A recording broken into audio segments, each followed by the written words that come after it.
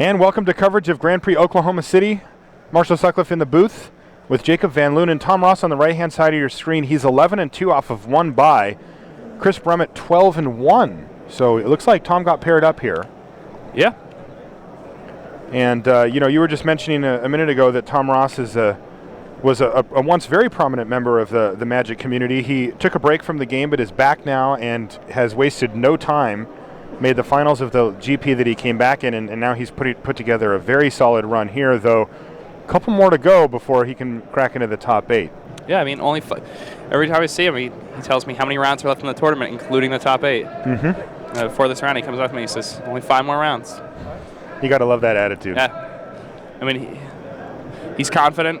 He's very good. And as far as drafting the format goes, he's just about the strongest person. All right, so here's a disciple of Phoenix for Tom Ross.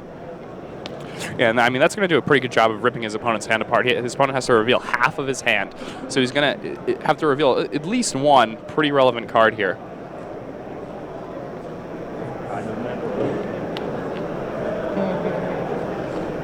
It looks like his opponent has a Minotaur deck. That looks like one of the niche archetypes that we can expect to see occasionally in Theros draft. I don't think it's going to be something you're going to see all that often, but when it does come together, there's a lot of synergies with, strangely, Minotaur creatures and the creatures that pump them. There's a rare one, also an uncommon one that help out. And there we see the Kragmar Warcaller. We also see the Gorgon there. Yeah. Is that the keepsake Gorgon? Yes, I believe it is. All right, and that's going to hit the bin here. While Tom Ross takes a minute to note down what his opponent has in hand. He's got the black version of the target 2 creatures, and they both get something. A Cutthroat Maneuver? Yeah, Cutthroat Maneuver. In this case, they both get +1/+1 and lifelink, but it costs a full 4 mana. So Cutthroat Maneuver can be very good, especially in a race, but it also can be kind of bad. It's very expensive. Yes, that's definitely true. All right, looks like Tyler Brandsetter has drawn an Anvil Rout Raptor. Yeah. 2/1 first strike flying for 4. Yeah, a pretty reasonable card. Interested to see. Ooh, interesting. So Tom, with no play here. No play. Are these our deck lists over here? And Tyler finds that 5th land. That means he's going to be able to play this Kragmar Warcaller. Tom's going to read it real quick just to make sure he knows exactly what it does. He doesn't want to get Yeah, and he knows his opponent has that Kragmar Warcaller, so that's why he left up the 5 mana. He's going to attempt to lash it with a whip, and that's going to be successful. Whip it good. Warcaller down. It's a nice play by Tom, choosing not play anything on his turn. He uses that information he was given when he played the Disciple of Phoenix to the maximum advantage. Yep.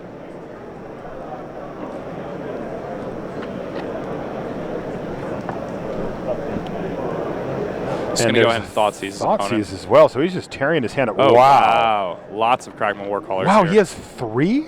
Yeah. Jeez. Let's see how many he has in the deck. Pretty good with that here. Fellhide Minotaur, too. Yeah, that could have been the sweetest Fellhide Minotaur. And I mean, the fact that he made it to 5 lands and then is all spells from there on out is also very strong here. Yeah, that's all 3 of them.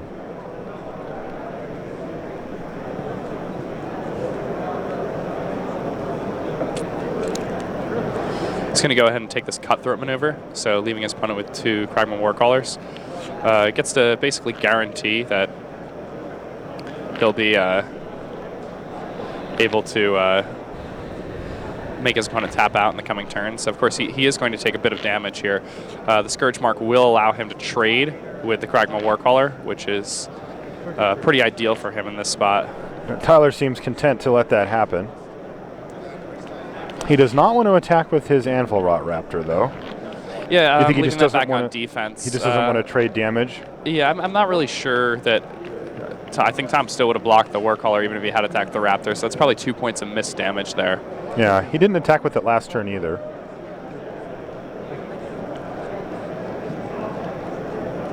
Yeah, he's definitely the aggressor here, but Luckily for Tom, he's not playing that way. All right, there's a cavern lamp pad. Yeah, so again, setting up a potential double block here if he wants on the Fellhide Minotaur, or even if he really wanted, he could take out that Pragma Warcaller. See what he wants to do. Tyler's tapped out, so there's probably no going to go ahead tricks. and double block this. Yeah. Is that what I think it is in Tyler's hand? I believe that might be an Underworld Cerberus? Yeah. Jeez. This would be a heck of a hand. 3 Warcrawlers, Cerberus. That thing's certainly insane. be a heck of a hand. Talk about the red-black 5-drops that you want to have here. All right, so but another 4 damage is going to hit Tom Ross here. And that Raptor's still hanging back. Yeah, I'm not sure what's going on with this Raptor, but it's hesitant. All right, there's a Lash of the Whip and an attack. Yep, I mean it is 2/2. Not going to block anyway. I mean, he's not going to block. He might as well get in some damage here. And let's see if that was an Underworld Cerberus here. You had it. That's it. A 6/6. Yeah, and I mean and that is going to close things brutal. out. Yeah, very quickly. Ooh, Sip of Hemlock. Thanks to that land off the top, though, for Tom Ross. Means that Tyler's going to take 4 damage this turn. Not a profitable race here for Tom Ross yet, but he's trying. And more importantly, though, he just doesn't have to deal with that Cerberus. That thing's impossible. Yeah, that thing is not... Must be blocked by 3 creatures, at least. It's a bear for sure. All right, here's... Oh, Cavern Lampad might not attack this turn. There was no play for Tyler, though. Doesn't the Cerberus return all creature cards? When it dies, it does, yeah. Oh, yeah. What's going on? Is there a missed trigger there? Yeah, I believe there's a missed trigger. It's not a trigger? Oh, Rashad. Yeah, the Underworld Cerberus. The Underworld Cerberus, when it dies, it has a trigger that says to exile it And then return all creatures. and return all creatures in graveyards. Yeah, we can look at it right there. When it dies, exile it, and each player returns all creature cards from his or her graveyard to his or her hand. And for some reason, all of the cards are still in there, so I guess he just missed his trigger. It's a new card. It's a mythic rare. I mean, Is that a... I may just not know what it does. Yeah, I guess I don't want to get too... He might have not wanted that to happen. That's true. Ooh, is that an Abhorrent Overlord? It is. Wow. And Tom Ross fully in the driver's seat here. I mean, he had 3 Kragma Warcallers in his graveyard. And that's it. Yeah, I mean, Tom Ross finishes the game. Yeah, I don't know. I couldn't hear down in the feature match area if Tyler decided, no, I just... Actually, does he have a chance? It's not a May ability, right? yeah, but it's also it's a weird situation because, you know, it's a brand new set. It's a mythic rare. Yes. If you're sitting in, if you're Tyler's opponent, you don't want to pick up the thing and read it. And if it's a May ability and he missed it, you know what I mean? And like that type of ability is often a May ability. It absolutely could be. You know, and you can't do that. It's similar to the Angel of Despair situation that happened with Brian Kibler a few years back. So do you think that he just forgot? Because he can't intentionally forget. So he either... I think he just forgot. He just didn't know or forgot. Yeah, which does happen. It absolutely does. Yeah. That's one of those triggers, I think, where if Tom wanted, he could remind him about it and then make him do it. Yes. But it wouldn't have to. But yeah, but like again, you said, like it if you benefited forget, him. Yeah. then you forgot. Like Right. The rules aren't that you have to remind your opponent of everything anymore. No, what I'm saying You know? is Tom has the opportunity if he wants to remind his opponent, and then he can make his opponent do it if he wants. Correct, he can. Yeah, which is interesting. Yeah. Because he can also not. Yep. So that was pretty nice there for Tom. A nice little gift there. I mean, he got kind of lucky. He got very lucky there. Yeah. Uh-oh. I'm not sure who we're watching at the moment, but It looks like... you like their style. Oh, I like this Couple guy's of style a Voyaging lot. Satyrs there. We And just look at having that. a He chat. only has 1 swamp in play, and yet he's already played a Disciple of Phoenix and a Grey Merchant of Asphodel. Thanks to the unbelievable power of Voyaging Satyr. I'll take 2. No. I mean, he is flooded a bit here, but He's flooded on 5 lands. I mean, he has 2 more lands in his hand, and it looks like he mulliganed also. So Fair enough. whereas his opponent, drew 4 lands and all spells. So That's my goal. yeah, that's always my goal. All right, so Steve Wise going to take 4 here from these Flamespeaker Adepts, but still not too bad there. Does get to gain 2 life, that thing, and unfortunately here he's finding himself just drawing more lands. So Yeah. here he is, a 7th and 8th land in his hand when he's only had 5 spells. So 8 lands, 5 spells, when 2 of his spells were his Voyaging Satyrs. Not the perfect place to be in.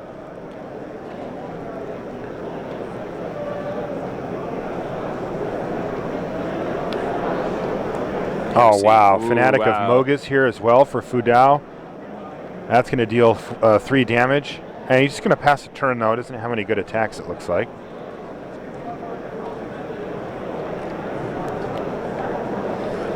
Yeah, but that's going to recoup the life lost from that Fanatic. Kind of a break-even back and forth turn there. Okay. That's the green version.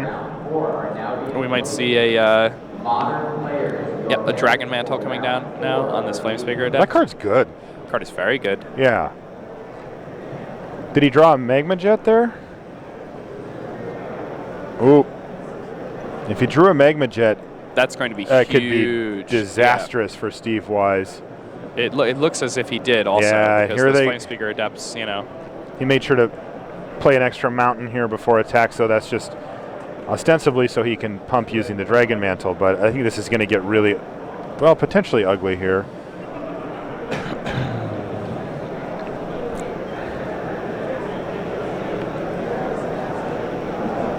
Ugh, it is a Magma Jet, so these things are both going to trigger. They both get +2/+0 and first strike until end of turn. He also has 2 extra mountains left over that he can use to pump into the guy, and there he does that as well. So he's going to take 2, 4, 6 damage here, lose his entire board, and be facing down lethal, and that's going to do it.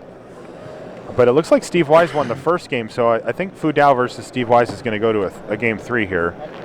These games are so intense. If you wander over to the feature match area, at a GP during this stage, oh man, there is so much on the line, and the players are they've been playing a lot of Magic, and it really pushes them. It's great stuff, and we get to bring it to you here live from Oklahoma City. And that last game, if Tyler had, even forgetting that Cerberus trigger, if he had been attacking with that Anvil Raptor on those 3 different turns, Tom Ross would have been dead. Yeah, it was strange that he didn't. All right, Tom's going to go ahead and mulligan this hand. Looks like Tyler's kept his. I see. So we just had a name wrong, I think, early. They're both 11 and 2. That makes more sense. Yeah. We were a little surprised by that. Yeah.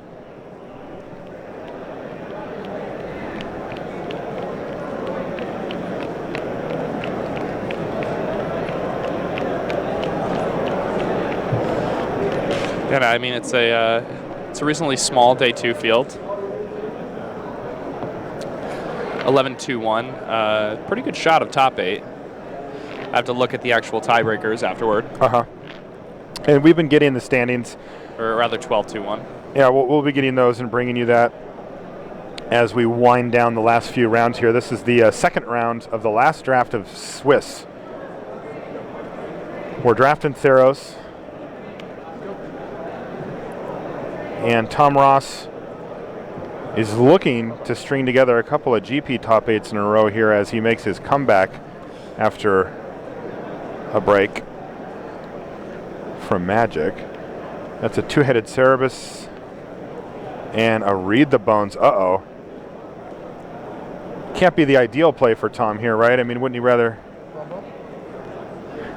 have had a blocker by this point? Probably. I mean, that thing gets scary fast. He's going to take a couple of damage here. Knock him down to 16. All right, so nothing too terrible, though. Just 2.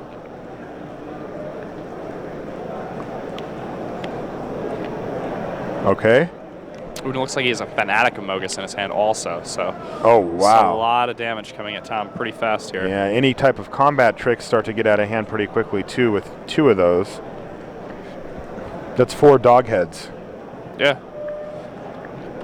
2 cards, 8 legs, 4 heads. Let's see what Tom Ross can do about it here. He's hit his 4th land drop. He just played Read the Bone, so he's had the opportunity to scry 2 and draw 2, so you got to figure his plays are going to be sweet. Wow, but it's actually a Thoughtseize, and does he have to take the Fanatic here? I think he does. It just represents too much damage. You know, it's going to come down, deal him 5 as it enters the battlefield. Yeah. Especially after casting a Read the Bones and a Thoughtseize. It's and plus brutal. it's a 4/2 on top of all that actually, other fun. You know, is pretty relevant card. And that's a Keepsake Gorgon on the top and a Fellhide Minotaur, so away goes the Fanatic. Yeah. And does Tom have another play? That's the question.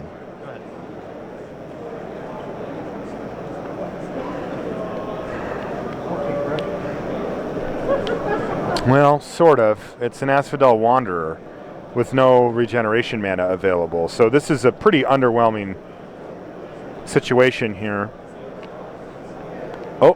Oh, he's got something else, though. He's got a Scourge Mark. Scourge Mark, which doesn't really do anything against this particular board state, but it could later, and it does draw him a card. Yeah, I mean, at this point, he probably just wants to draw the card, wants to guarantee that he can hit that 5th land drop the next turn, and It does increase his devotion as well. that's definitely worth noting. No blocks go to 10. And there's that Keepsake Gorgon. Not the super aggressive card that Tyler would love to play here, but he'll take it. Yeah, I'm sure he's happy to just have something else. Yeah, he can certainly attack. And it looks like Tom here is bricked out on lands again. So that Tom has an Ordeal of Erebos in his hand, and wow, he is just has the ability to tear apart his opponent's hand. Yeah, and I mean, that was really his goal coming into this draft when I talked to him. He said, you know, I'm just going to mind twist people. I'm just going to put them on top deck mode by turn 5 every game. And Okay. it seems to be, He's done exactly that. you know, what he's doing, so. He's going to go ahead and take 4, fall to 6 here.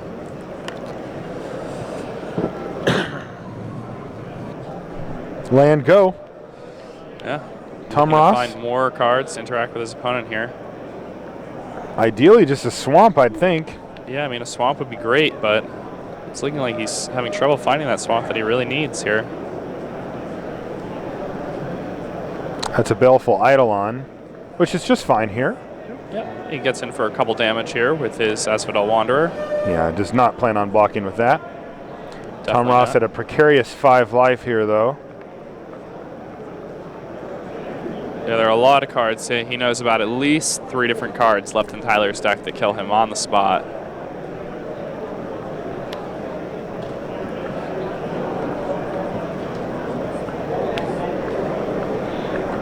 He's left up what looks to be Farika's Cure mana here.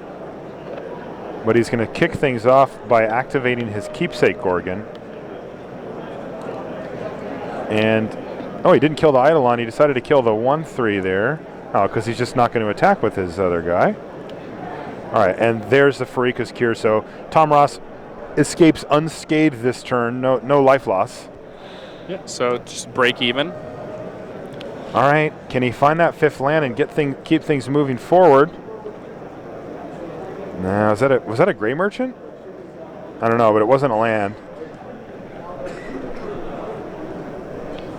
But Tom's actually in an okay position here now, right? Yeah, I mean, he can block and regenerate. I don't love it. I mean, he Yeah, really needs it's to draw precarious. lands, but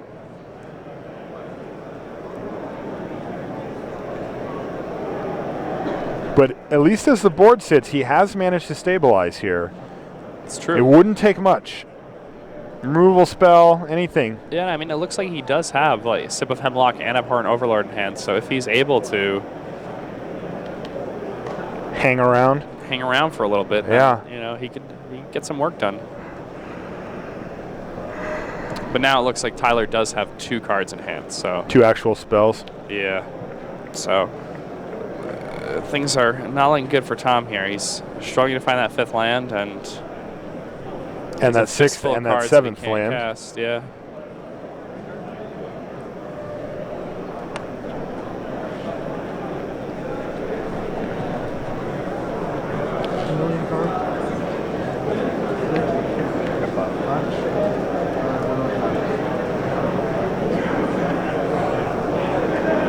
trying to think of what Tom could have here. He's going to go ahead and block both.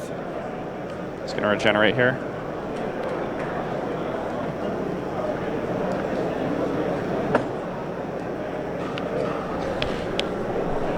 Ooh, another Keepsake Gorgon. Tyler's deck's quite good. It is very good. Keepsake Gorgon has been very impressive. It's just a really strong card. Yeah, fits well into this format too. If you're looking to play defense, Keepsake Gorgon is what you want. Yes, it is. And another turn without a land for Tom here. Jeez. This is the same game when he read the bones too, right? I mean, it is. He has been sifting through that library through draw steps and read the bones and just has not been able to find what he needs.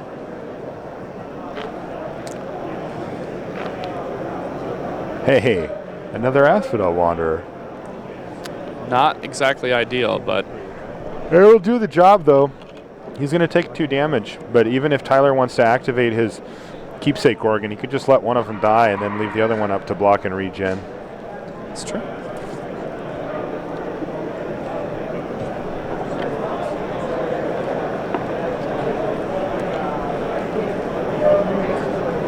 Looks like Keepsake Gorgon is going to attempt to shoot down the Asphodel Wanderer or the Scourge Mark.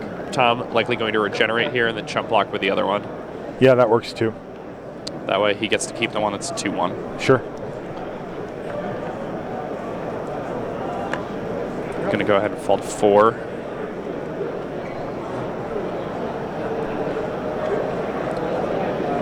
Really? That's probably what he's thinking. Yeah, he's probably at this point getting a little bit frustrated. Yeah, he's got to pass the turn back. Again, no 5th land drop. And his opponent's been drawing spells. There's a Kragma Warcaller. Yeah. And that's going to end this game. Yep. Oh, he found Dark Betrayal. Oh yeah, Dark Betrayal. That's a sweet sideboard card, and he follows up with the Kragma Warcaller. So his opponent just drew a whole bunch of spells down the stretch where Tom, well, also drew spells, but was not what he was looking for. Yeah, wasn't looking for those spells. Put Tyler into top deck mode very early, but failed to find the 5th and 6th land that he needed. And 7th even for that Abhorrent Overlord. Yeah, it looked like he had multiple sips of Hemlock and an Abhorrent Overlord shredded in his hand. Tyler Brandsetter taking a quick glance through his sideboard, trying to find which cards would be most well equipped to deal with the deck that Tom is armed with. So we're down the stretch here in Oklahoma City. Got one more round of Swiss after this one before we're going to be cutting to a top 8 draft. We're going to be bringing you that draft. So for you draft fans at home, hang with us, and we're going to get to peek over the shoulder of a top 8 competitor and see how they draft this new Theros format.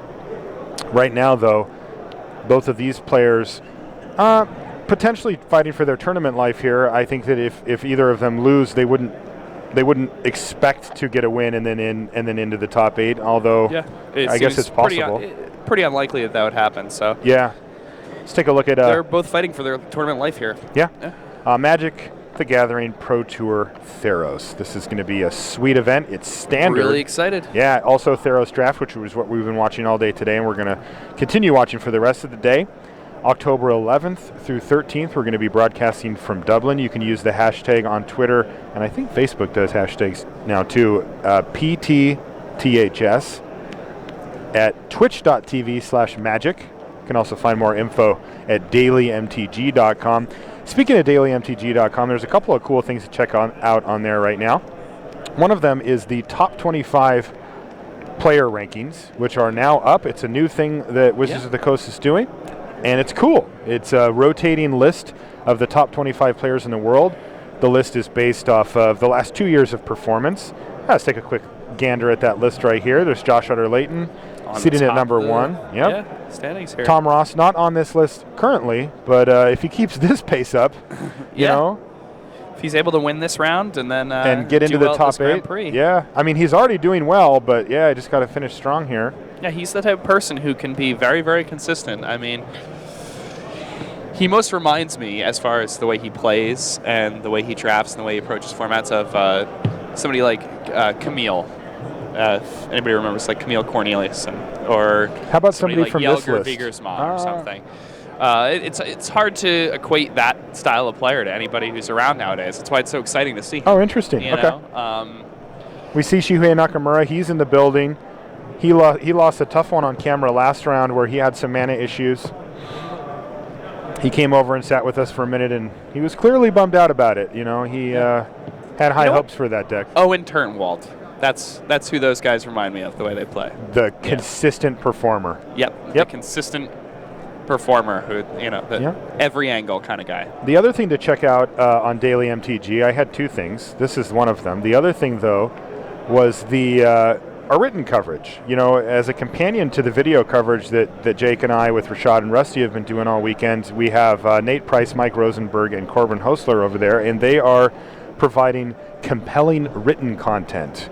Yeah, it's great. Some match coverage along with some feature articles that you can check out, kind of what else is going on the scene here in Oklahoma City. You know, Nate, he gets to run around. He's the lead writer for this event, and he gets to run around and talk to the pros and ask people questions and really get a pulse. You know, you and I, we're kind of chained to the chair here in the booth. We got to be on camera and covering the matches, but he gets to just come up with sweet ideas for articles and run around and talk to people. And you can check those out at dailymtg.com as well on the coverage page for Oklahoma City. It's right on the front. Yeah, you know, it's a much different perspective being in the booth here and writing. I get to be on both ends. We are strangely sequestered over here, isn't it? Yeah, sometimes, you know, you're in the booth the whole time and you get to watch a lot of matches, but you don't actually know what's going on in the tournament. Not at all. At large. No. You know? I'll have people. Whereas when you're a writer, you get the full scope of that a lot of the time. Yeah, I'll have people sometimes maybe send me a tweet and they'll be like, "Hey Marshall, how's so and so doing? My favorite pro." And I'll be like, "I have no idea." You know, I saw him walk by, and otherwise we're watching feature matches, and they take. I mean, he's alive, looks healthy. Yeah. Looks like he likes pizza. Yeah. But you know, these feature matches take all of our attention. You know, while we're doing them, and it does give us a little bit of tunnel vision for the video team as far as the tournament as a whole. I mean, we're sitting right in front of it. Like, I can see all the players playing, but, you know, as far as the standings and who's doing well, we don't usually get those until the later stages, but you can get all that information on dailymtg.com. Find out where your favorite players, how they're doing. All right, looks like a 6-card hand there for Tyler. For Tom, rather? For both. For both. Yep. So both players going to 6, it looks like, and keeping. All right, there's that Asphodel Wanderer. Not a particularly strong Magic card, but it can serve a role in the right deck. And this, you see this actually pretty often, which is if you're going to be a mono black, you really do need to make sure that you are willing to go deep into the playables. You know, Asphodel Wanderer is a card you'd prefer to cut from your main deck in most decks. But when you're mono black, hey, you got to run what you got to run. You know, you get those Flesh Mad Steeds and those Asphodel Wanderers in there, and you do what you got to do because it's going to make your mana excellent, generally. Yeah, and can give you some really powerful things, like in this case, Devotion. Ooh, no 4-drop here for Tom Ross. Just going to leave up regeneration mana. Seems like it. All right, that's an Ordeal of Erebos. He's kind of giving Tom a taste of his own medicine here, right? He says, you know, here's a block and regenerate. He says, you know, you made me discard my whole hand. I'm going to make you discard some cards too. I mean, that's pretty strong on the draw in a... on it with a double striker? Yeah, with a double striker. Absolutely. All right, here's Tom passing a turn back, but he did hit his 5th land drop. Are we going to see a whip? A Lash of the Whip potentially here. Oh man, there's a Kragma Warcaller. Yeah, that's a pretty good one. That's going to have haste, and in it goes. So there's a trigger. Block. Oh no, just a block and regenerate here for Tom Ross. He's falling behind quickly. And it looks like Tyler again has this Underworld Cerberus in hand, so Tom back against the wall here. Really, and I mean, if he doesn't find something right now, that Cerberus, that two-headed, is going to trigger here. Yeah. And Tom's going to have to discard 2 cards. And when you're trying to build up your mana to try to hit a card like Abhorrent Overlord, discarding any 2 cards makes that really tough. Definitely. Here it goes, 2 cards. And Tom, you know, he's only played 1 card from his hand, but he was on the play, so. Yeah, he played the Scourge Mark and he got the draw card, but it just hasn't come together for him. He just has no spells, it seems. Yeah, I mean, he's got 4 cards left in his hand here. You get a look at Tom. 2 swamps. Yep. Block. Regenerate. Take 4. Certainly better than taking 100. That's a Keepsake Gorgon. Yeah, that one only costs 5. Again, not the ideal play for Tyler, but he'll certainly take it. It's good. I mean, he's going to be able, if he hits a land drop, to really do some work. And this is similar play to what we saw last time, where Tom Ross has 2 Asphodel Wanderers, one of them wearing a Scourge Mark, and Tyler, just like last time, has a Keepsake Gorgon too. Yep. And he's going to send in the team here. Team beforehand. So this could be 6 damage coming to Tom Ross here, unless he wants to throw one of the Asphodel Wanderers under the bus here and get a chump block on that Pragma Warcaller. We know he's got to block the 2-headed Cerebus here for sure. Okay, so that's going to block. Yeah, so. Just going to regenerate. Regenerate that, take the rest. This means that if Tyler wants, he can use it. No, oh, jeez. Tyler is just putting a pounding here. I mean, Tom hasn't done much, but Tyler has made an incredible board state. There's a Disciple of Phoenix. Discard your mountain. Go. This doesn't look good for Tom Ross at all here. Tyler has had a fantastic draw. He's going to spend the 7 mana to activate his Keepsake Gorgon. He's going to target Disciple of Phoenix, get that thing out of the way, attack with the team, and that's going to do it.